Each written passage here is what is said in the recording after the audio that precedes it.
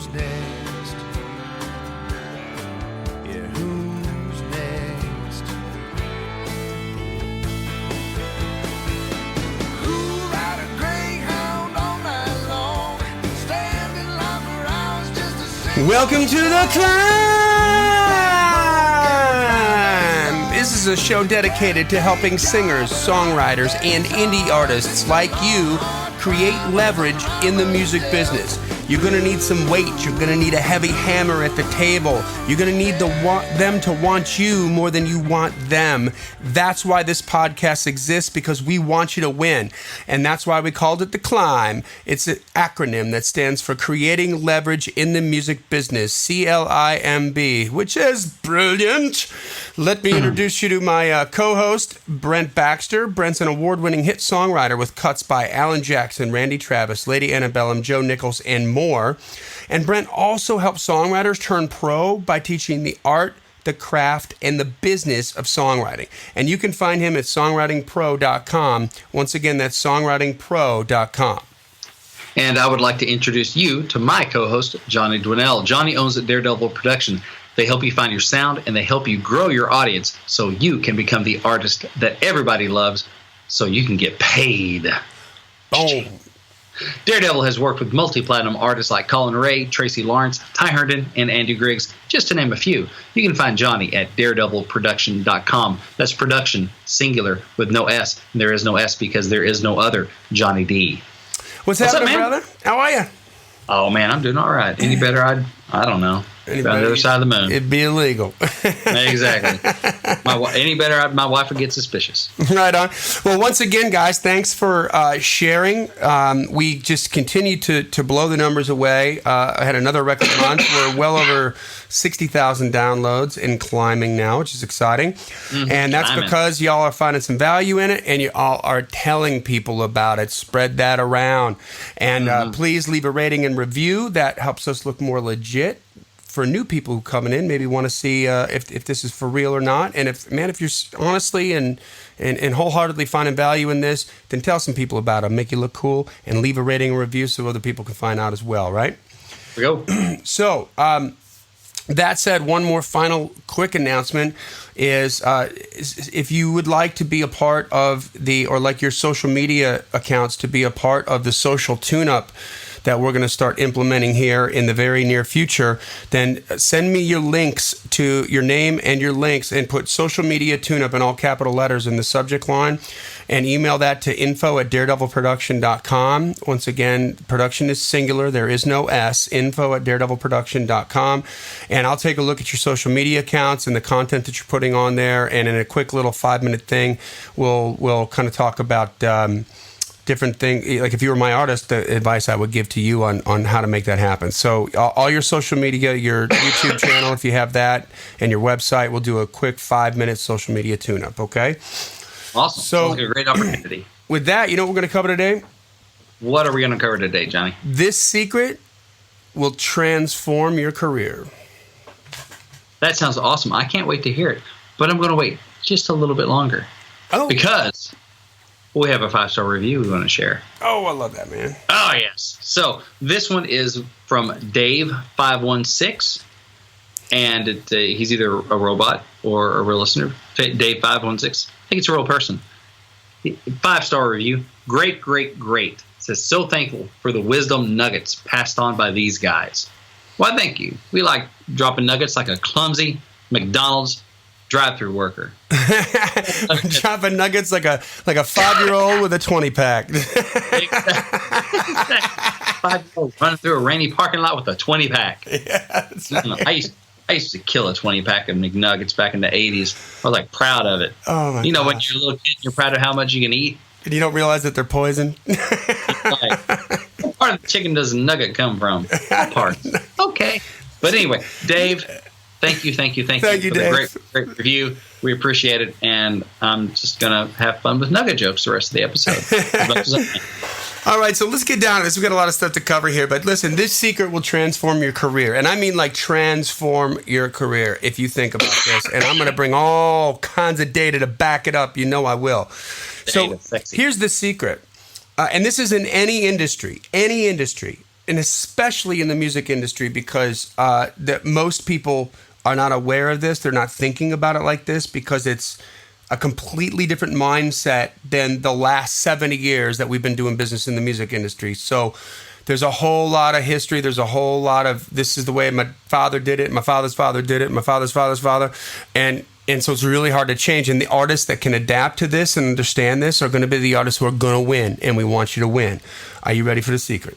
I'm ready to lay it on me. Okay. It doesn't sound sexy by itself, but as I discuss it, it'll be sexy. But listen, when got a good personality. Once you get to know it. When creators directly connect with the end users, the whole world literally changes. When creators directly connect with the end users, the whole world changes. So the biggest fundamental flaw of the old and the new music business, because it's still going on today, is that the creators, which is you, guess what? You're the creator, okay? Mm-hmm. Or the owners of the creations, which would be the record labels, have no freaking idea who their customers are.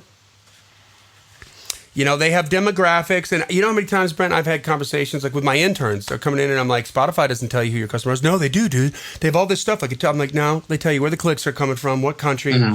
But they, you know, maybe you know if it's a man or a woman, but do you know if it's Mary Smith and her email address and her phone number? No. Can you reach out to her and thank her for downloading, listening, streaming your song? No. Okay, then you don't know who it is. You know what they're like.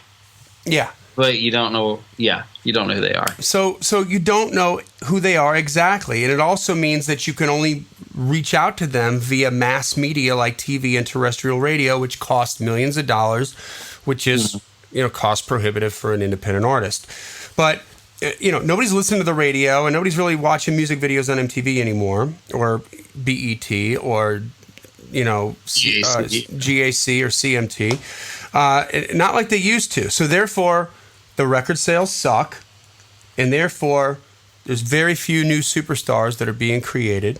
We've talked about that in a previous episode. Mm-hmm. Half the artists at the top 10 grossing tours last year are over 55 years old. These are not new artists. They've been around for 20, 30 years, and that's why they're making the money. And the market is largely unaware of the new talent like you listening to this podcast, because nobody's listening to the radio and nobody's watching TV. And it's also because the new artists, this is you again, aren't trying to connect with their fans. They want to be rock stars like their heroes. And the world would be vastly different for indies, for signed artists, and for labels if they would stop doing what they've always done and expecting different results. That's the very definition of crazy, right? Doing the same thing over and over again and expecting something to change. Right. But they're doing it, and it feels like it's changing. Okay, I'm going to get into this in a little bit. It feels like it's changing, but really it's the same mechanism. It's the same process. It's just wearing a different set of overalls. It's just wearing a different set of pants, right? Mm-hmm. So I'm going to tell you a crazy story right here. Brent, I got a question for you. For decades and decades and decades, the richest people in Texas were in what industry exactly? Nuggets. Told you I was going to bring it back. You're just waiting to put that in there. No, I believe they're in the oil business. That's right. They get oil out the ground. Oil business, right? Billionaires, right? Mm-hmm. So, the richest oil families in Texas are multi-billionaires and have been for quite some time. Then back in the early to mid-'90s, a now famous, very famous Texan decided to build a widget. And he spent the money to hire a team to design the widget, and he spent more money prototyping that widget to work out the kinks and get it functioning properly. And he spent even more money leasing the manufacturing space and hire the manufacturing experts and purchasing the equipment and the necessary components to put that widget into mass production. And then he spent another literal fortune promoting that creation to ensure that he was systematically penetrating the minds of the consumer. He got into the minds of the consumer. And so he created the product, and he created the demand for the product, right? Mm-hmm. But this future trend-setting Texan did one super important thing different than everybody else before him. For centuries, all the widget makers in his business, and that is to say all the creators, sold their creations through distribution because it was necessary. So like through a middleman. Through a middleman, right. So if you're Levi's back in the early 1900s making Levi's jeans, unless you're in the JCPenney's catalog, you're not selling to Anarchy. You're not selling to me in Wisconsin. Like, unless I can get to that was the only way to get it out there. But what happens when you sell through distribution, right? You're going to sell your $60 pair of Levi's for $30 to the distributor, and they're going to mark it up. Mm-hmm. So for half price, the distributor marks up the price to the full market value so they can make their profit. But these distributors, they don't create anything. That's how it always worked. If you want to sell anything, clothing makers sold through huge distributors like Macy's, Nordstrom's. Toys were sold through distributors like Kmart, Target, and Toys R Us. Automakers sold through local privately owned dealerships. Electronic parts makers sold their parts to original equipment manufacturers via huge multi-$100 million publicly traded distribution companies. Airline and cruise companies needed local travel agents to distribute their services. Farms and food companies sold their products to brick-and-mortar local grocery store distribution companies like Kroger. But our famous Texan was asking the right questions. Why was it worth selling your product to a distributor for half the market value anymore? What exactly does a distributor bring to the table? I'm going to ask you this, Brent. What does a distributor bring to the table that makes it, that's all these years, that has made it worth, selling your product for half price? Nuggets. No, they know they can connect to the customer. That's right. They have a relationship with people the are walking end into user. their store, that sort of thing. They got shelf space. People are walking into their store, looking around. So if you want your product in front of that customer, you got to be on that shelf in that store, that kind of thing. That's right. So they have a relationship with a customer, and for some it was a relationship with millions of customers, which made for some very powerful and profitable distributors. They were bringing a lot to the table, right? Mm-hmm. Yeah. They knew the end users. And back in the day, if your creation wasn't in distribution, you didn't sell anything, period. So it was mission critical. It was the way our fathers did it, and our fathers' fathers, and their fathers, and so on. So that's a super tough nut to crack. Same way in the music industry back in the day. I mean, that was a big thing when the first Poison record came out. Like, they did such a good job marketing that thing, and it caught on such fire, but they weren't selling records in the very beginning because they didn't have the right distribution. People were going to the store to find it, but the record stores didn't have it yet.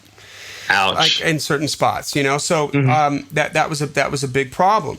So, but that habit, the way of understanding the way that business works, is really, really hard to get out of. But our famous Texan here didn't want to sell his $1,000 widget to a distributor for $500. He felt that if he was the one smart enough to create the widget and courageous enough to take the risk of the designing, the prototyping, the manufacturing, and the marketing of the product, he should get 100% of the money for it. Makes sense, right? Makes sense. Plus, distributors show exactly zero brand love. Macy's doesn't care. They're just as happy to sell a customer Wrangler jeans over Levi's. They don't care what you buy. They just want you to buy. Mm-hmm. But there was another way now in the mid-'90s, a way to bypass the distributor because we had the internet that was happening, right? Mm-hmm. I feel like you should say that in Dr. Evil's voice, tapping your quotes. The internet. The internet. As I twirl my mustache. Yes. So right. the internet would allow a creator who formerly had to pay big money to advertise via mass media, and that's like, darts in the dark, if you consider today's alternatives, right? Right. It would allow them to connect and create a relationship with their customer. Now, think about that. That creator could have complete control over their customer's experience. Okay? And that creator could, which you don't have, like, sometimes, and we've all been into, we've seen Kmart, right, take a dump in the last 15 years. And so sometimes you walk into, used to be, when I was a kid, I used to go to Kmart stores and it was like a big deal, like, wow, this is amazing. And now it's like ghetto. It's like falling apart. It's like, yeah. So that's a bad customer experience, isn't it? Like and the people who are selling the products in that Kmart store don't have control over the way I feel when I walk into the store, right? Right. Mm-hmm. So that customer experience, by the way, is the reason, let's just touch on this for a second. Prior to Starbucks, coffee cost 50 cents or is free at work. Right. And then Starbucks comes in and starts charging everybody $4, but it's all about the experience. You've got the sort of European hangout with Wi-Fi, and it's chill, and you can have these meetings. And so it was all about the experience that made a 50-cent cup of coffee that you could make a profit on worth $4, and people were willing to pay for it. Heck yeah. So this is a really big deal that we need to be aware of, right? But any creator that could sell the product directly to the end user could become profitable faster because they'd have to sell half as many products to make the same amount of money that it would take for distribution, right? So if you haven't figured it out yet, our mystery genius is Michael Dell of Austin, Texas. He became the first computer manufacturer to utilize the internet as a tool to create a direct relationship with the end user, his customer, that he worked so hard and paid so much money to reach. Dude, you're getting a Dell. Right?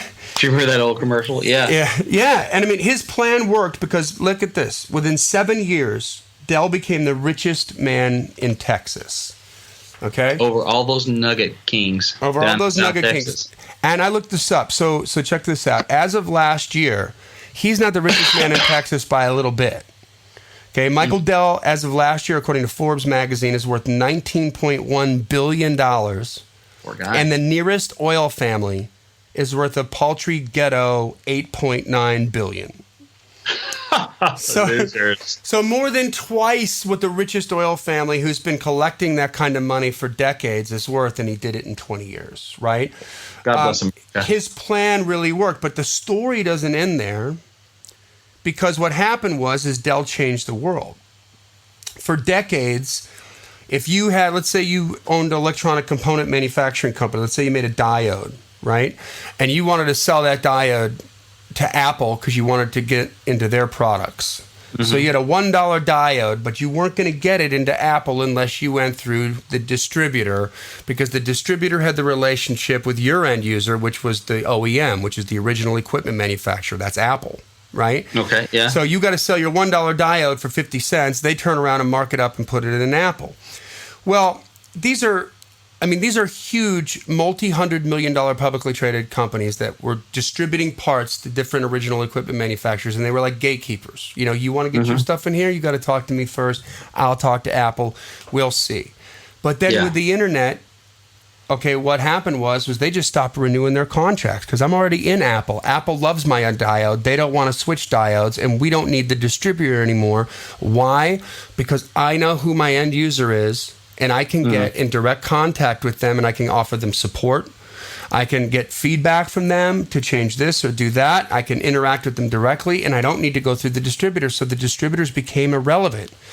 And it's the same thing. If I know the artist, I don't need a publisher. Yeah. Right. I can go strictly. Isn't that what happened with you with? Isn't that what happened with you on your first biggie? Right. Well, I mean, not like I hang out with Alan, but yeah.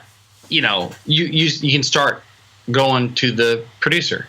That's right. You know, you can get closer. You can skip going, oh, shoot, I can self-publish, and I can get to those people because of past success. I've figured out who my customer is. But anyway, go ahead. Well, that's the point. I mean, little by little, and then I'm going to bring this into focus for the music industry, and it's going to blow your mind. But I mean, little by little, over 15 years, the whole electronic parts distribution business, with that one paradigm shift, with that one thing that Michael Dell did differently than anybody else, I'm talking about $1 billion industry imploded in 15 years. It doesn't exist anymore. Wow. Right? Think about what happened with the travel agencies. I mean, some of the people listening to this podcast may be young enough not to ever remember, but there was a time when if you wanted to hop on a plane, you had to go to a travel agent to get a ticket. If you wanted to get on a cruise, you had to call your local travel agent, because the airline services and the cruise services didn't know who you were, didn't have a way to connect with you, so they needed the travel agents to take care of the distributorship. Now, we still have travel agents for like really, sophisticated travel for tours and stuff like that, because you're trying to move 100 people around at the same time, and that gets to be bananas. But I haven't used. In 20 years, I haven't used a travel agent. I just get online. I book my ticket on Southwest or JetBlue or whatever. I do it my damn self. And I get it. So they all of a sudden there's a million people, and every faded map dot in the United States just didn't have a job anymore because the creator of the service, the airline and the cruise company, could get in direct contact with the person who's going to pay the money to use it. So this is a big deal because when you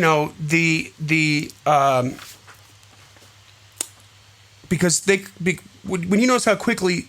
By the way, another side shot of this was during that time that Dell was blowing up. That's when. Have you ever been to one of those? What do they call them? They call them outlet malls, right? Where they have like the big brand names like Tommy Bahama and DKNY and Guess and Hilfiger, and they have like this huge malls, but they're all brick and mortar buildings where all they're selling in there is their own product. There's no distribution.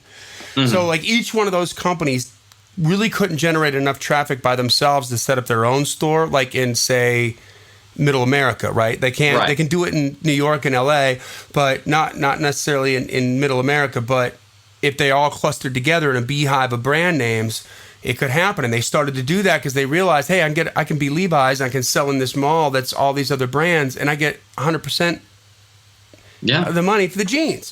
So companies that didn't adapt here, like Kmart and Sears, fell into crippling debt because they couldn't change. How about the auto industry? I bet you didn't know this, but General Motors has purchased back, and I think this happened like 10 or 15 years ago, but they purchased back something like 65% of the privately owned dealerships.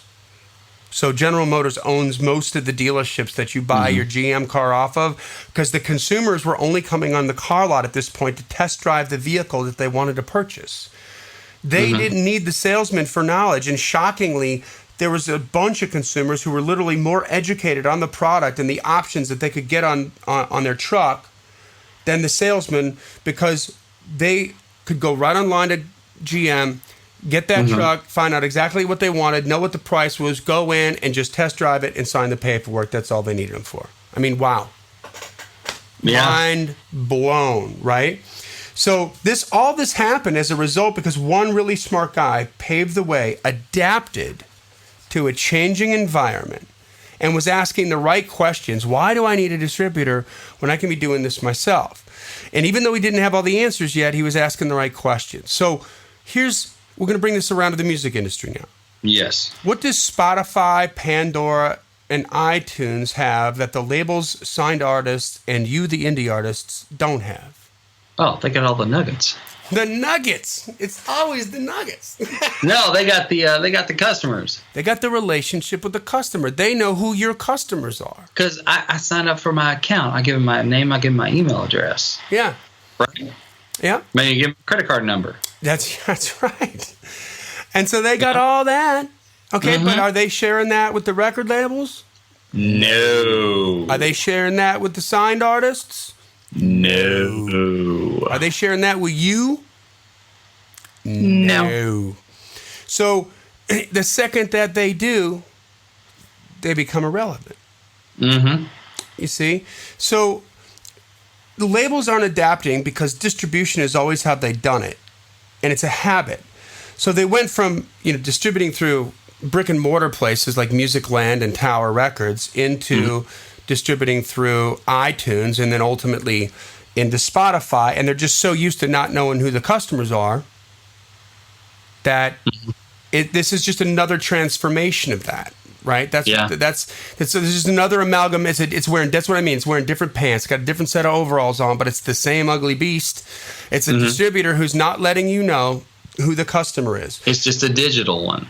Yeah, and labels have always used distribution. So just like the computer companies back in the late '90s. I mean, by the way, Compaq and Sony and all these computer companies would put their products in CompUSA and Best Buy and whatever. Stuff like that. Yeah, and I mean, the aside from Best Buy, which sold other stuff, other computers, those other distribution companies for computers, they just disappeared. CompUSA is done. Yeah. So, all because of Michael Dell. So, distributors have tons of information on these customers that would help artists and labels make more money, but they won't share that information with labels and artists. And they won't share it again because they'll become irrelevant. So, just think about how the world would change and what kind of power you could have if you could build up a list of people that like your music and prove that you can sell to them. Oh, game changer. On so many levels. If the labels did that, it's so much cheaper to reach them. Oh my gosh, free. Right? You get that list. You don't have to buy a Super Bowl ad for $1 billion just to hope they're watching and didn't run to the bathroom, whoever these people might be. Yep. You just email them, send them a text. That's not expensive. No. And, on that note, let's just talk about the airlines for a second. If you think about it, and I'm generalizing, but for the most part, you really only see commercials on TV for airlines that are kind of trying to be up-and-coming airlines that are trying to grab market share. But the biggies like American, like Delta, United, you ever see a commercial for them? Hardly at all. No. You know why? Because they got your email address, man, and your frequent flyer number. Yeah. You're in the system. It's called permission marketing. You're in the system, and they reach you for free. And when you're thinking about an email, when you're thinking about taking a trip, they're bing, that one email. You miss most of the emails they sent you. You don't ever bother reading them. But when you're thinking about a trip, that's when you click on it. Bada boom, bada bang, you're good to go. Or you go through like TripAdvisor or something, which is an aggregator, and then you see Delta and Southwest and American. Yep, and all owned by the same company, by the way. All those different places owned by the same one. All different kinds of brand names of the aggregators, but there's one company pulling the strings. So this is it. The future of music, I'm just telling you how it's, because it's already played out in the electronics industry, and eventually it's going to play out in the music industry. Like if Taylor Swift had 98 million email addresses along with her 98 million Twitter followers, the power that she would have would be astounding. I mean, you all hear stories about how when Kim Kardashian tweets, she can make $500,000 if she mentions your product, right? Mm-hmm. That's on Twitter, where she's got such millions and millions of followers on Twitter, and only a select few are going to see that, right? Right. But imagine if she had all those email addresses. You got an email from Kim Kardashian. The open rate's way better. Like, you don't have like Facebook or Twitter or Instagram saying, well, if you want to get to these 5 million people, you're going to need to pay us this amount of money to do it. Right. And only so many people are going to see it. We're going to squash the feed, and we're not going to show it to most people anyway. And you can't pick and choose who we show it to and who we don't. Yep. And you don't know who's buying and who's not. You can't segment that list out. Like it's. I'm thinking of this. There's an artist that for a while I was a really big fan of. Still got much respect for him, but I just hadn't bought one of his records in a long time. A guy out of North Carolina, kind of a folk pop guy named David Wilcox. Okay. Some great songs, brilliant songwriter. Really dug his stuff for a while. I haven't bought a record of his in years now. I think he's still doing records. But I haven't even. He's not top of mind anymore. Things have gotten busy. I've gone on to other places. I'm sure he still has some songs that would slay me. I don't even know when he has a new record coming out. If David Wilcox had my email address, I would know what he's up to. Yep. And I'd probably spend some money on him. I bought several of his records through distributors, so he doesn't know I exist. That's right. Although I've been to a couple shows and talked about, hey, I want to go to Nashville. What do you think about that? Anyway, so he doesn't know I exist. He can't market to me. He's an indie guy. He didn't have the budget to do a Super Bowl ad and tell me he's got a new single out or a new record. Right. And so I'm missing out on music I'd probably like. Yep. Another thing I'm thinking, okay, you're talking about we get to control the experience the customer has in our store, but we don't get to control the experience they have in someone else's store. You walk in, you talk about the Kmart, feel shady. Okay, I don't know if I want to walk to the back to get my pair of jeans here or whatever. Think about iTunes. You go onto iTunes looking for, whoever song. You want to find the new, I don't know, Florida Georgia Line song. or some new cool indie artist. Say, I want to go find David Wilcox. I want to see what he's up to. I open up my iTunes. What do they start showing me? Other people's music. Yep. I got to go search for who I want to find, unless it's the hot new thing that's trending, and they pop it up on the above the fold and put it in my face. Yep. So I got to weed through all the competition to get to the thing I'm looking for. Yeah, and when you're an indie artist, you're not the competition. No, you're not going to be the big splash at the beginning. You're probably not going to be the one that's trending. And so, because I guess what you're getting at is, like, if I have my own store, they don't have to weed through other people to get to my music. That's right. My music is all they're finding. Now, the thing about iTunes is people are going there, and they may just stumble upon me. Maybe. Yeah. Probably not. Not. Yeah. Right. But in my own store, they're not going to get distracted by, oh my goodness, AC/DC has a whatever remastered version of something. I'll buy that instead. What did I come in here for? There you go. I had $3 I was going to spend, and I just was going to go to you, and then I went over here instead. I mean, I never send people to my artists. For my artists, I don't send them to they have a presence on all the digital distributors, but I never send them there on purpose. I send them to their store, and we have better deals on their store and cooler things that they can get with bundles, so they can be upsold. But we don't have. We just don't send them there on purpose for that reason, and this is a game changer when you really get your head around this and you really start thinking like this, because then you're all about building an audience. You're all about connecting with them directly. This is, I know a couple artists who've got 20, 30 million streams on Spotify. Still can't put anybody in a coffee house to fill up a coffee house because they don't know who did it. Yeah. And so, I mean, you got to be there right now. We're not telling you not to be there, but we're telling you need to start thinking about it differently. You need to start because the artist that has a big list is the artist that's going to have more power than a guy with 50 million streams. You want to be Adele, but you got to think like Dell. No, but there you go. Michael Dell. There you go. All right, guys. Well, listen, that brings us to the end of another killer episode of The Climb. Once again, please leave a rating and review. It makes this more legit for the new people that are just kind of getting used to us. Number 2, keep sharing. The numbers keep climbing. We're super thrilled about that, and it just means people are digging it. So it makes you look cool, and when we get to more people, we're helping people out. So with that, guys, we want you to win. Keep on climbing. And we'll see you at the top. Nuggets.